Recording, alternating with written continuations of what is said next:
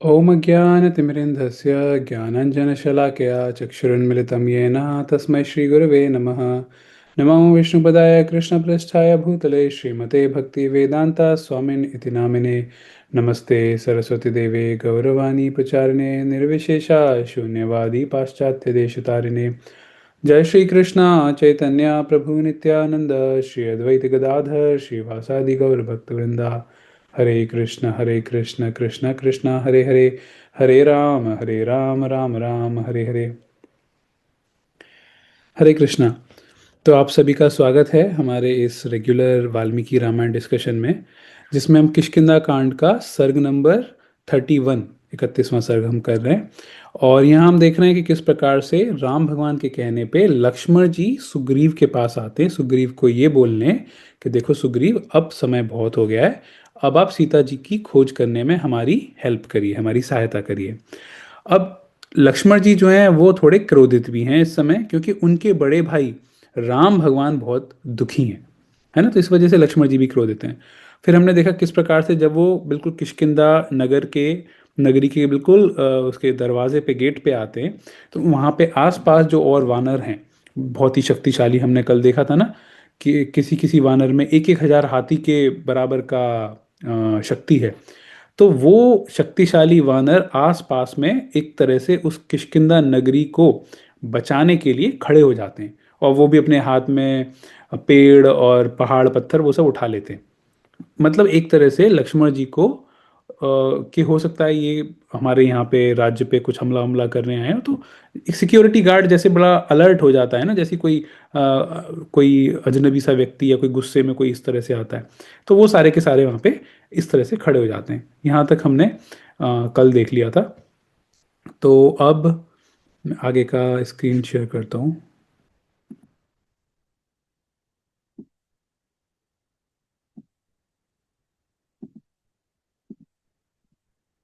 हम्म। तो ये हमारा इधर हो गया था श्लोक नंबर 27। अभी वहां पे सारे के सारे जो सैनिक थे वो पास में आके खड़े हो जाते हैं, एक तरह से रेडी हो जाते हैं लक्ष्मण जी के आमने सामने युद्ध करने। इसको युद्ध करने से ज्यादा सही शब्द ये रहेगा कि किष्किंधा नगरी को बचाने के लिए वो थोड़े खड़े हो जाते हैं इनके सामने।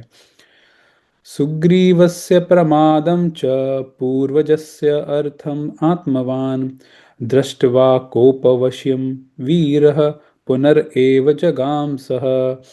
आत्मसंयमी वीर लक्ष्मण सुग्रीव के प्रमाद तथा अपने बड़े भाई के महत्वपूर्ण कार्य पर दृष्टिपात करके पुनः वानर राज के प्रति क्रोध के वशीभूत हो गए। थोड़ी देर पहले भी बहुत क्रोधित हो गए थे जब राम भगवान के पास थे। उस समय भी वो यहीं पे दो ही रीजन बताए गए थे, दो कारण बताए गए थे। पहला कारण कि राम भगवान का दुख, उस वजह से, क्योंकि राम भगवान दुखी हैं इस वजह से इनको भी थोड़ा क्रोध आ रहा है कि भाई मेरे होते हुए भगवान श्री राम कैसे दुखी हैं। भगवान राम दुखी, मतलब एक सेवक का यही तो कार्य होता है, एक एक अच्छा सेवक होता है वो हमेशा कोशिश करता है कि जो उनके स्वामी हैं, भगवान श्री राम हैं या भगवान श्री कृष्ण हैं, उनको दुख ना पहुंचे। अब यहाँ पे सेवक पास में है लेकिन फिर भी स्वामी जो हैं वो दुखी हैं, इस वजह से इनको भी दुख हो रहा है, क्रोध आ रहा है लक्ष्मण जी को। और दूसरा रीजन क्या था कि सुग्रीव ने जो वचन दिए उसको फॉलो नहीं कर रहे। इन दोनों कारण से इनको और ज्यादा क्रोध आने लगा जब वो बिल्कुल ही किष्किंधा नगरी के गेट पे आ गए। देखो इस वाली चीज को हम एक और तरीके से सीख सकते हैं। कई बार क्या है कि किसी व्यक्ति पे हमको क्रोध आ रहा होता है कि उस व्यक्ति ने कुछ किया या उसकी हमने बात सुनी। एग्जाम्पल के तौर पे ऐसे लेते हैं। सपोज करिए आपके आपके पेरेंट्स ने, आपके माता पिता ने, किसी ने बताया कि अरे वो जो गली गली में जो पड़ोसी है ना, वो पड़ोसी तुम्हारे बारे में ऐसे गलत सलत बोल रहा था या कुछ तो गलत बोल रहा था। तो आपको उस व्यक्ति के प्रति, जिसके बारे में आपके माता पिता ने कहा कि वो व्यक्ति आपके बारे में कुछ गलत बोल रहा था, तो आपको उस व्यक्ति के प्रति बहुत गुस्सा आएगा, क्रोध आएगा। ठीक है। सपोज करिए क्रोध तो आ गया, अब जैसे तैसे अपने आप को शांत करके आप बाहर गए, बाजार में कुछ तो अपना काम करने, सपोज करिए कुछ खरीदने गए, सब्जी खरीदने गए, और सपोज करिए उस दौरान वही व्यक्ति आपके सामने आ जाता है। जिसके बारे में आपकी माता ने, आपके पिता ने बताया था कि ये गाली दे रहा था आपको, आपकी पीठ पीछे। अभी ये व्यक्ति के पीछे पहले तो हमको दिखा नहीं था, बस कानों से सुन के हमको उसके प्रति क्रोध आ गया था। लेकिन अब जब हम बाहर गए हैं, हमारी आंखों के सामने आ गया वो व्यक्ति, तो उसको देख के क्रोध और ज्यादा बढ़ जाता है ना। सेम चीज यहाँ पे लक्ष्मण जी के साथ भी हुई है। आप देखिए, रामायण को आप अपनी लाइफ की एक एक चीजों के साथ, हमारे एक एक इमोशंस के साथ, फीलिंग्स के साथ, हमारी साइकोलॉजी के साथ, मनोविज्ञान, उसके साथ कैसे जोड़ सकते हैं? क्योंकि हम भी इस चीज को देखते हैं कि किसी व्यक्ति को देख के और ज्यादा गुस्सा आ जाता है। उसके बारे में सुना हो सकता है उस समय कम गुस्सा आए। यहाँ पे पहले लक्ष्मण जी को गुस्सा था, लेकिन अब वो सीधे किष्किंधा नगरी के बाहर आ गए। उनको यहाँ पे किष्किंधा नगरी दिख रही है, इस किष्किंधा नगरी के आसपास वानर दिख रहे हैं, और उसका राजा भी दिख रहा है। एक तरह से राजा दिख रहा है, मतलब किष्किंधा नगरी देख के उन्हें समझ में आ रहा है कि इसके अंदर ही वो बैठा हुआ है सुग्रीव, जिसने वचन को नहीं निभाया। तो इनका क्रोध और बढ़ गया। ठीक है। यहाँ से हम क्या सीख सकते हैं? हम ये सीख सकते हैं, अगर हमको किसी के प्रति थोड़ा सा क्रोध आ रहा है, कोशिश करिए कुछ समय के लिए उस व्यक्ति को या उस परिस्थिति को अपनी आंख से ओझल कर दें। आप उस जगह को छोड़ दो। सपोज करिए कोई एक पर्टिकुलर आपका मित्र है, उससे आपको क्रोध आ रहा है उसके ऊपर। आप कुछ समय के लिए, आधे घंटे के लिए, 15 मिनट के लिए उधर से चले जाओ, उस जगह से ना, आपकी आंखों के सामने रहेगा, और फिर आपको आपका क्रोध भी फिर थोड़ा सा कम हो जाएगा। ऐसी कोई परिस्थिति है कि चार लोग हैं, उनके बीच में किसी ने आपको हर्ट कर दिया, आपको कुछ गलत वचन कह दिए, आप उस स्थिति, उस वाली सिचुएशन को छोड़ के कहीं और चले जाइए 10-15 मिनट के लिए, तो क्रोध थोड़ा सा शांत हो जाएगा। तो क्रोध शांत करने का एक ये तरीका भी है। ठीक है, एक अच्छी लर्निंग है, हम इसको अपनी लाइफ में अप्लाई कर सकते हैं। फिर तो उनको दोबारा से और ज़्यादा क्रोध आ गया लक्ष्मण जी को। सदीर्घ उष्ण महा उच्छ्वासः कोप संरक्तलोचन बभूव नरशार्दूल सधूम इव पावकः। वे अधिक गर्म और लंबी सांस खींचने लगे। देखिए, ये जब भी हम लोगों को क्रोध आता है तो कई बार हमारी जो बहुत तेज तेज सांसें लेने लग जाते हैं, और जो हमारी सांस जो नाक से छोड़ते हैं, वो उसमें भी गरम गरम सी हो जाती है ना। तो पॉइंट यहाँ पे ये है, एक नॉर्मल मनुष्य के अंदर जो क्रोध के बाद जो उसके अंदर, बॉडी के अंदर फिजियोलॉजिकल चेंजेस जो होते हैं, उनको यहाँ पे रामायण में बताया जा रहा है। और क्या बताया जा रहा है? उनके नेत्र क्रोध से लाल हो गए। हम लोगों ने देखा है, गुस्से में आदमी की आंखें लाल हो जाती हैं, है ना? वही उस समय पुरुष सिंह लक्ष्मण धूम युक्त अग्नि के समान प्रतीत हो रहे थे। मतलब एक बहुत ही प्रज्वलित अग्नि, उसके समान, जैसे अग्नि धधकती हुई होती है ना, बहुत ही प्रज्वलित, कि मालूम पड़े सबको ही जला दे। अग्नि को जनरली पवित्र करने के लिए माना जाता है ना, कि अग्नि के ऊपर आप कुछ भी डालो वो सबको भस्म कर देती है, जला देती है। तो लक्ष्मण जी उस प्रकार से प्रतीत हो रहे थे, इतने क्रोध में थे वो। बाण शल्य स्फुरत जिह्वा सायक आसन भोगवान स्वतेजो विष संघात पंच आस्य इव पन्नगः। इतना ही नहीं, वे 5 मुख वाले सर्प के समान दिखाई देने लगे। सर्प की तरह। अभी देखिए इस वाले श्लोक में बड़ा अच्छा कंपैरिजन भी आता है। तो एक 5 मुख वाले सर्प, किसी ने देखा है 5 मुख वाला सर्प? भाई एक मुख वाला तो हमने देखा है, लेकिन सर्प की कई सारी वैरायटी होती हैं। 5 मुख वाले सर्प, बाण का फल ही उस सर्प की लपलपाती हुई जिह्वा जान पड़ता था, धनुष ही उसका विशाल शरीर, तथा वे सर्प रूपी लक्ष्मण अपने तेजोमय विष से व्याप्त हो रहे थे। देखिए इसमें क्या कंपेयर किया गया है।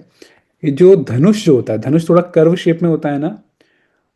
इनफैक्ट अगर आप ये इसका लोगो देखेंगे, गुह्य ज्ञान वाला, उसमें भी जो धनुष है, तो वो एक तरह से क्या है, नाग का फन, उस तरह से बताया गया है इस वाले श्लोक में। कि जो उनका धनुष था ना, लक्ष्मण जी धनुष भी अपने साथ लेके आ रहे थे, धनुष और बाण। तो उनका धनुष जो है, धनुष में जो इस तरह से कर्व है जो है, वो ऐसा लग रहा है कि सांप का फन जैसा है। ठीक है। अब सांप की अगर आप जीभ देखेंगे, जीभ बहुत पहनी होती है, बहुत लंबी सी होती है। अब क्या बता रहे हैं कि जो उनका तीर है, धनुष तो हो गया सर्प के मुख के समान, फन के समान, और जो उनके पास जो तीर है, वो ऐसा प्रतीत हो रहा है कि जो उनका बाण है ना, मतलब जो सर्प की जो जिह्वा होती है, वो जीभ के प्रकार से जीभ के समान लग रहा है। ठीक है। तो तीर जो है वो सर्प की जीभ के समान लग रहा है, और जो धनुष है, धनुष का जो कर्व है, वो एक तरह से नाग के सर्प के फन के समान लग रहा है, उसके मुख के समान कह सकते हैं। और तो इस तरह से लक्ष्मण जी बहुत ही क्रोधित अवस्था में हैं इस समय। तं दीप्तम् इव कालाग्निं नागेन्द्रम् इव कोपितं समासाद्य अंगदः त्रासात् विषादम अगमत परम। इस अवसर पर कुमार अंगद प्रज्वलित प्रलयाग्नि तथा क्रोध में भरे हुए नागराज शेष की भांति दृष्टि गोचर होने वाले लक्ष्मण के पास डरते डरते गए। ऐसी अवस्था में जब, भाई सुग्रीव तो अंदर है, सुग्रीव अपने महल के अंदर है, अब जब ऐसी स्थिति में जब इतने क्रोधित अवस्था में लक्ष्मण जी हैं, डरते डरते अंगद इनके पास आए, लक्ष्मण जी के पास।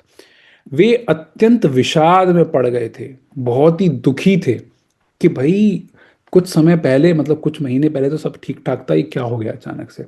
तो लक्ष्मण जी के क्रोध से वो डरे हुए भी थे और बहुत दुखी भी थे। कौन?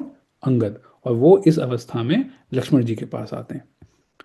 सोऽङ्गदं रोषत्ताम्राक्षः सन्धिदेशमहायशाः सुग्रीवः कथ्यतां वत्स मम आगमनम इति उत। वत्स, हे वत्स, लक्ष्मण जी बोल रहे हैं अंगद को, हे वत्स, क्या करना है तुमको?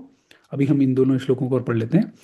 एष रामानुजः प्राप्तः त्वत्सकाशम अरिन्दमः भ्रातुर्व्यसन संतप्तो द्वारि तिष्ठति लक्ष्मणः तस्य वाक्यम यदि रुचि। ये वाले इन वाले दो शब्द पे ध्यान दीजिएगा, अभी हम इसको डिटेल में पढ़ेंगे। यदि रुचि ही, अगर आपकी इच्छा हो तो, क्रियताम साधु वानरः इति उक्त्वा शीघ्रम आगच्छ वत्स वाक्यम अरिंदमा। महायशस्वी लक्ष्मण ने क्रोध से लाल आंखें करके अंगद को आदेश दिया, बेटा, वो जो ऊपर हमने देखा था ना वत्स, हे वत्स, तो यहाँ पे वही है, बेटा सुग्रीव को मेरे आने की सूचना दो। उनसे कहना, शत्रु दमन वीर श्री रामचंद्र जी के छोटे भाई लक्ष्मण अपने भ्राता के दुख से दुखी होकर आपके पास आए हैं। उनको जाके बोलना। देखिए, आप ये देखिए कि अंगद के ऊपर कोई गुस्सा वस्सा नहीं है, गुस्सा उनको सुग्रीव पे आ रहा है। अंगद से बड़े प्यार से बोल रहे हैं, बेटा ऐसे करके बड़े प्यार से बोल रहे हैं लक्ष्मण जी। और वो उनसे कह रहे हैं, अब आप देखो ना, मतलब क्रोध और प्यार का समावेश, व्यक्ति क्रोधित भी है और प्यार से भी बोल रहा है, बड़े पोलाइटली भी अंगद से। और उनसे कह रहे हैं कि उनको बोलना कि जो राम भगवान के जो छोटे भाई हैं लक्ष्मण जी, वो आपके पास आए, और क्यों आए, रीजन भी बता रहे हैं। अपने भाई के दुखी होने की वजह से ये दुखी हैं, इसलिए ये आए हैं आपके पास। देखिए, ये वाले सेंटेंस को थोड़ा ध्यान दीजिएगा। इन्होंने और कुछ कारण नहीं बताया, उन्होंने बताया कि उनके दुखी होने, राम दुखी हैं इसलिए वो यहाँ पे आए हैं दुखी होके। ठीक है। उन्होंने ये नहीं बताया अभी कि सुग्रीव, आपने लेट किया है, आपने अभी सीता जी की खोज चालू नहीं की है, इसलिए मैं आपको आपके पास आया हूँ, ये वाला उन्होंने बात नहीं बोली है। राम के दुखी होने से मैं दुखी हूँ, इसलिए आया हूँ। और नगर द्वार पर खड़े हैं। ठीक है, सुग्रीव को जाके बताओ कि लक्ष्मण जी आए हैं, नगर के द्वार पे खड़े हैं। वानरराज, यदि आपकी इच्छा हो तो उनकी आज्ञा का अच्छी तरह पालन कीजिए। शत्रु दमन वत्स अंगद, बस इतना ही कहकर तुम शीघ्र मेरे पास लौट आओ। लक्ष्मण जी अंगद को बोलते हैं, अंगद उनके पास जाके उनको एक और चीज बोलना, वो है ये वाली लाइन, बहुत इंपॉर्टेंट लाइन है ये। हे वानरराज, मतलब ये किसके लिए? सुग्रीव के लिए। अंगद जो है, तुम सुग्रीव से बोलना, हे वानरराज, यदि आपकी इच्छा हो तो उनकी आज्ञा का अच्छी तरह पालन कीजिए। किनकी आज्ञा का? भगवान श्री राम का। तो ये बोलना चाह रहे हैं सुग्रीव, अगर तुम्हारा मन करे तो भगवान राम की जो इच्छा है उसका थोड़ा सा आप पालन कर दीजिएगा। देखो यहाँ पे एक और इंपॉर्टेंट चीज ये आ जाती है, वो डायरेक्ट भी बोल सकते थे सुग्रीव से कि भाई सुग्रीव, या तो तुम बाहर आ जाओ या फिर तुम राम भगवान की इच्छा, राम भगवान जो चाहते हैं उसको फॉलो कर लो। लेकिन यहाँ पे लक्ष्मण जी इस बात को एम्फेसाइज कर रहे हैं। लक्ष्मण जी अंगद से कह रहे हैं कि तुम सुग्रीव को बोलना, देखो सुग्रीव, अगर तुम्हारा मन करे तो, अगर तुम्हारी इच्छा करे तो, ठीक है। यानी कि फोर्स नहीं कर रहे। अभी आप एक चीज देखो, कभी भी जो हमारा भक्ति है या भगवान है या हमारे जो गुरु हैं, ये कभी हमारे ऊपर चीजों को फोर्स नहीं करते, दबाव डाल के नहीं कहते कि तुमको ये करना ही करना है, नहीं। आप ये सोचिए, जब हम पहले आध्यात्मिक जगत में थे, वहां पे भी भगवान ने, जब भी हमारी कभी इच्छा हुई भगवान से विमुख होने की, भगवान ने कभी भी हमको जबरदस्ती करके अपने पास नहीं रखा। क्योंकि जबरदस्ती करके आप किसी से प्रेम नहीं करवा सकते, ये बहुत आवश्यक चीज है। तो ना तो भगवान कभी जबरदस्ती करते। इसका एग्जाम्पल क्या है? भगवत गीता में कृष्ण भगवान पूरा भगवत गीता अर्जुन को सुना दिया।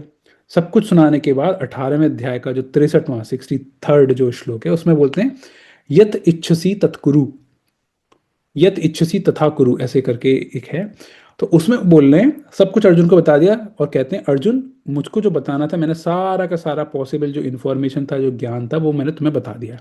अब यथ इच्छसी तत्कुरु, तुम्हारी जो इच्छा हो, जो तुम्हारा मन करे तुम वो करो, मैं तुम पे दबाव नहीं डाल रहा। क्योंकि अर्जुन ने भगवत गीता के स्टार्टिंग में क्या बोला था कि मैं युद्ध नहीं करना चाह रहा, इससे अच्छा तो मैं भाई सीधा अपने सगे संबंधियों को मारूंगा, इससे अच्छा तो मैं जंगल में चले जाता हूँ, है ना। ये अर्जुन ने स्टार्टिंग में बोला था। उसको फिर अर्जुन को समझाया भगवान श्री कृष्ण ने पूरी भगवत गीता में, है ना, अगले 18वें चैप्टर तक समझा दिया। उसके बाद भी भगवान अर्जुन से कह रहे हैं कि देखो अर्जुन, तुम स्टार्टिंग में जंगल जाने की सोच रहे थे, अभी भी वो रास्ता है, मतलब अभी भी तुम्हारा जंगल जाने का मन कर रहा है, तुम जा सकते हो, जो मर्जी तुम्हारा काम करने का है करो, मैं तुमको बिल्कुल भी दबाव नहीं डालूंगा। भगवत गीता में भगवान इस बात को एम्फेसाइज कर रहे हैं, भगवान इस चीज़ को कह रहे हैं कि अपने को किसी के ऊपर दबाव नहीं डालना। कई बार हम लोग भक्ति में आते हैं, हम लोग प्रचार कर रहे हैं, लोगों को बताते हैं कि भाई भगवत गीता पढ़ लो या फिर भागवतम पढ़ लो या भगवान का नाम ले लो। कई बार हम लोग ना बहुत फोर्सफुली लोगों को बोलने लग जाते हैं कि नहीं तुमको करना ही करना है। मतलब कई बार सामने वाले व्यक्ति को बहुत खराब भी लग सकता है, हो सकता है वो इरिटेट हो जाए, और इस वजह से वो अगर एक माला या एक कुछ करना भी चाहे वो भी बंद कर दे।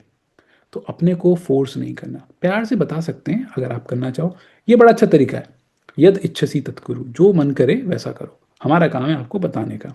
यहाँ पे लक्ष्मण जी भी वही काम कर रहे हैं कि अपनी इच्छा से, ये ऊपर हमने देखा ना, ये यदि रुचि, यदि आपकी रुचि करे, यदि आपका मन करे तो ये सुग्रीव के लिए उन्होंने बोला।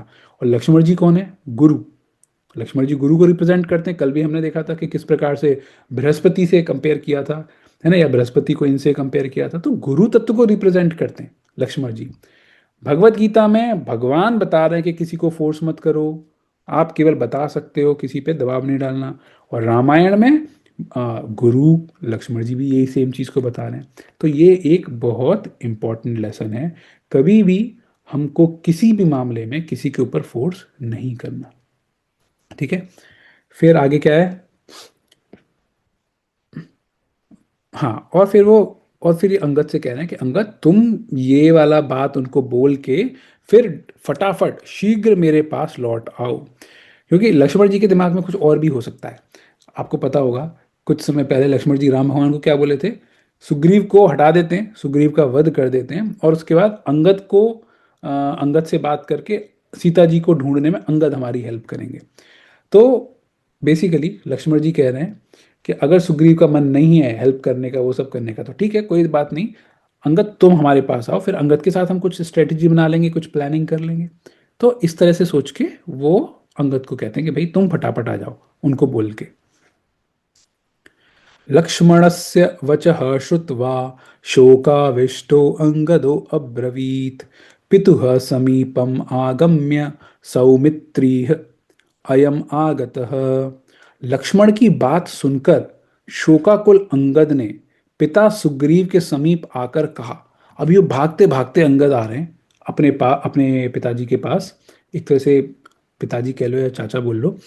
हाँ, और वो उनको, क्योंकि अभी वो पिता के समान हैं, तो इसलिए यहाँ पे, तो इसलिए आप देखोगे कि जो सुग्रीव हैं उनको भी पिता की तरह माना गया है यहाँ पे, अब देखोगे। और जो रूमा है उनको भी एक तरह से माता की तरह माना गया है।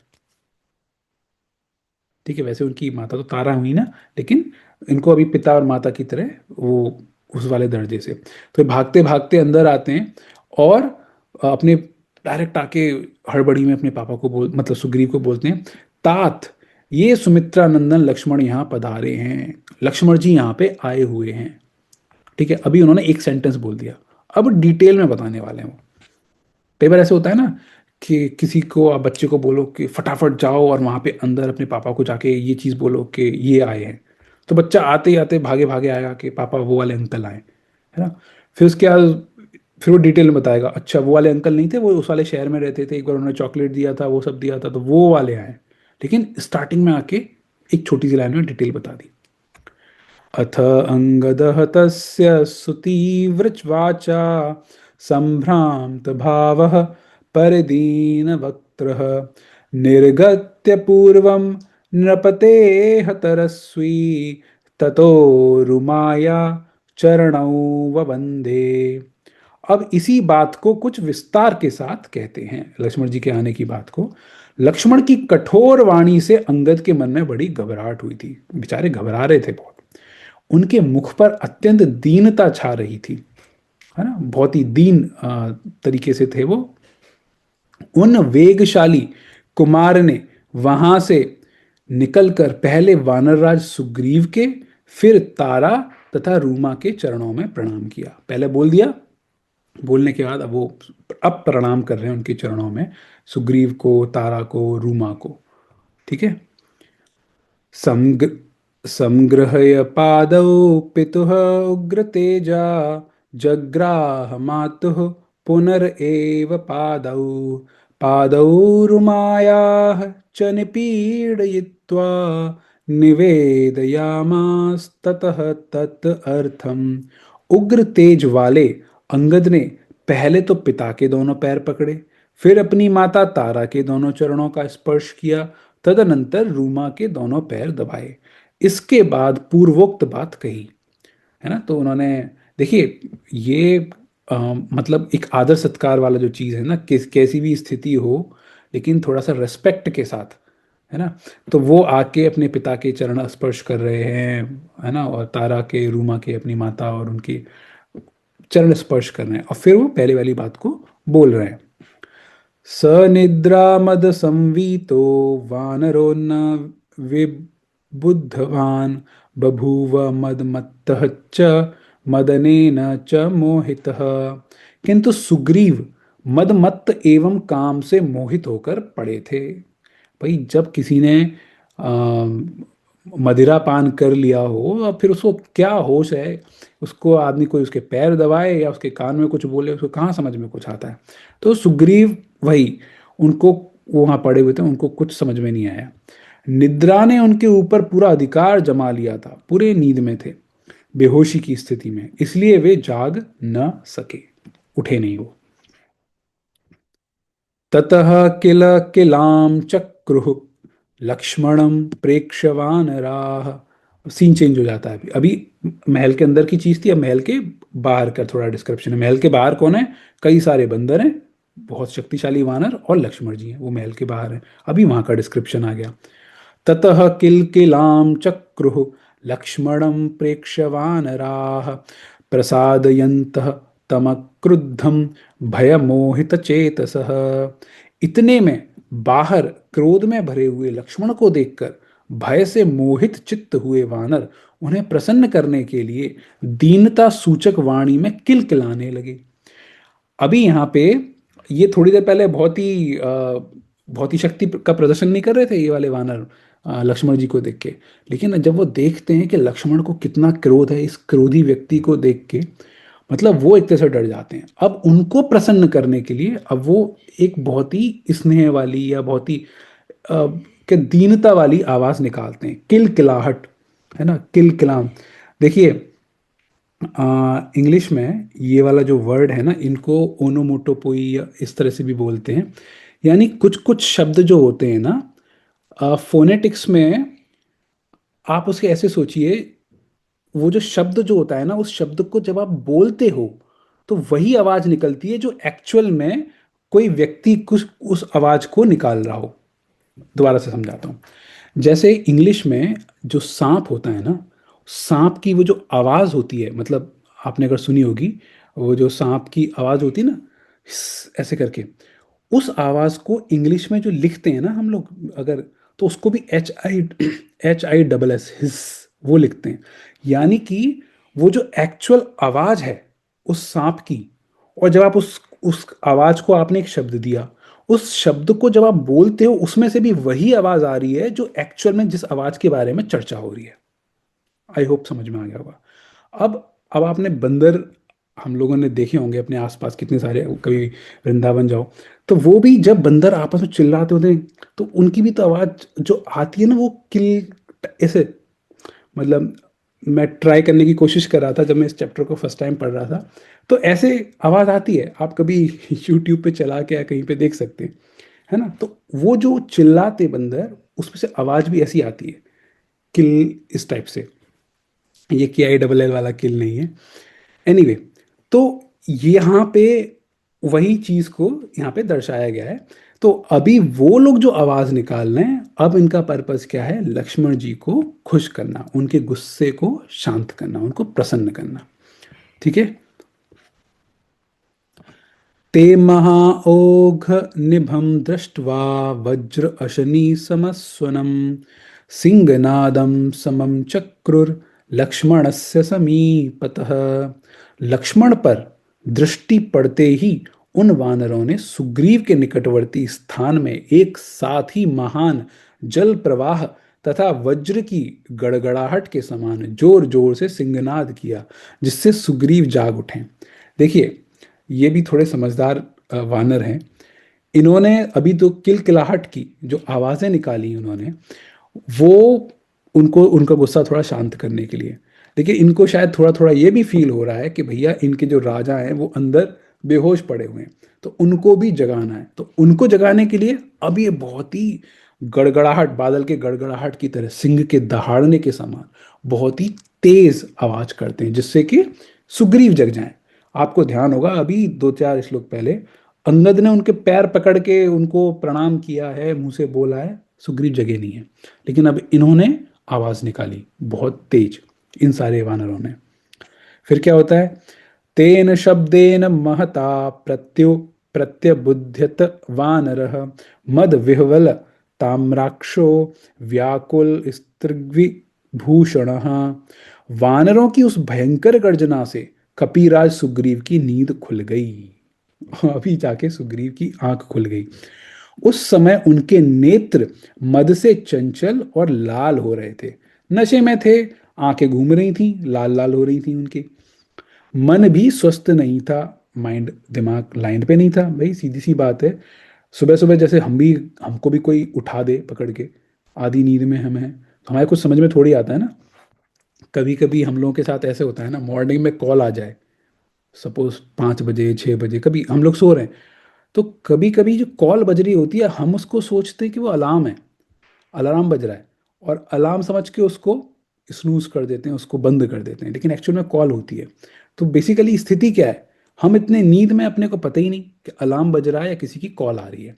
उसी प्रकार से यहाँ पे इनका भी जो सुग्रीव जो है वो भी थोड़े से मद में थे, और उनको भी फोकस नहीं था।